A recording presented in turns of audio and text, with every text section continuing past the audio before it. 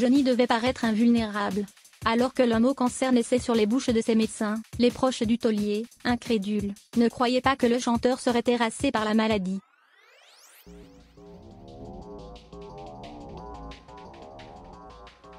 Pourtant, dans un entretien pour Paris Match, Greg Zelab, l'harmoniciste du rocker, fait état d'une clause de confidentialité visant à garrotter l'inquiétante rumeur.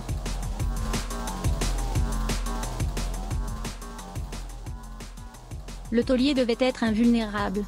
Pour ne pas écorner l'image de Johnny Hallyday, il fallait faire taire les rumeurs naissantes du cancer qui l'emportera finalement dans la nuit du 5 au 6 décembre 2017.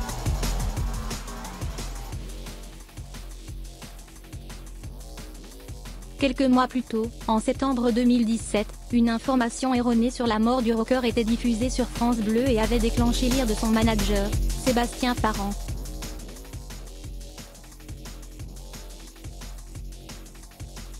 Dans les colonnes de Paris Match, Greg Zelab, l'harmoniciste qui a suivi Johnny pendant plus de 300 concerts, est revenu sur les débuts de l'annonce de la maladie.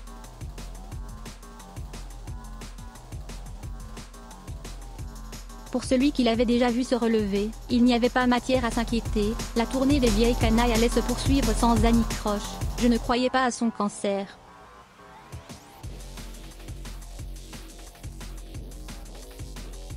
J'avais vécu son coma en 2009, il s'en était sorti. Donc, là, je pensais qu'il allait vaincre la maladie.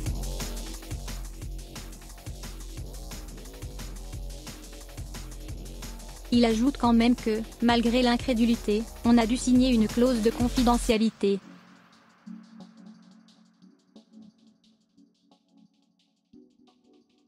Souhaitant partager l'expérience qu'il a vécue aux côtés de celui qui a laissé son clan péricliter, Greg Zelab a publié, le 17 octobre, un ouvrage intitulé Sur la route avec Johnny.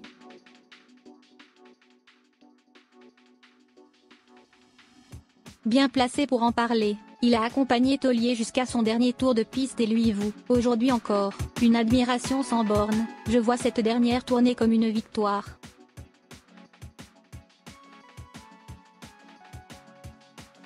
Johnny n'a manqué aucun concert. Jamais il ne s'est plaint. Il parlait au contraire de son prochain disque, de sa prochaine tournée.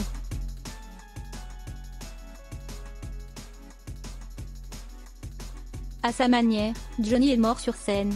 Rongé par le cancer, Johnny avait confié « Je suis comme ces grands malades qui ne se battent plus que pour ne pas mourir. »